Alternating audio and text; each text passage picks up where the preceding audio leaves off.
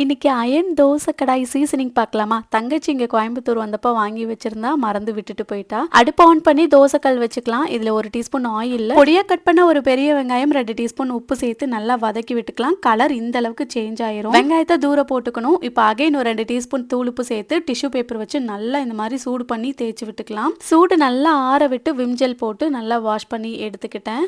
இதை ஒரு டைம் இப்படி வாஷ் பண்ணி எடுத்தாலே போதும். அகைன் வந்து நம்ம அடுப்புல சூடு பண்ணிட்டு ஆயில் லைட்டா அப்ளை பண்ணிட்டு தண்ணி தெளிச்சு விட்டுறணும். ஆயில் அப்ளை பண்ண உடனே கம்ப்ளீட்டா தண்ணி போனதுக்கு அப்புறமா ஒரு குழிக்கரண்டி மாவு எடுத்து தோசை ஊற்றிக்கலாம். பேப்பர் ரோஸ்ட் தான் நான் இன்னைக்கு ரெடி பண்ண போறேன். ஸோ லைட்டா ஆயில் கொஞ்சம் அதிகமாகவே சேர்த்துக்கோங்க ஃபர்ஸ்ட் தோசை அப்படின்றதுனால. 30 செகண்ட்ஸ்க்கு க்ளோஸ் பண்ணி வேக விட்டு அதுக்கப்புறமா மாவை நல்லா ஈவன் பண்ணிட்டு இந்த மாதிரி எடுத்தோம் அப்படின்னா சூப்பரா பேப்பர் ரோஸ்ட் ரெடி. ஹோட்டல்ல எல்லாம் இப்படி தான் ரெடி பண்ணுவாங்க. செம்ம கிறிஸ்பியா இருக்கும். நான் சொன்ன மெத்தட் படி நீங்க சீசனிங் பண்ணி பாருங்க. சூப்பரா சீசனிங் ஆயிரும். இந்த தோசைக்கு சைடிஸ் இன்னைக்கு முட்டை மசாலா தான் ரெடி பண்ணியிருந்தேன்.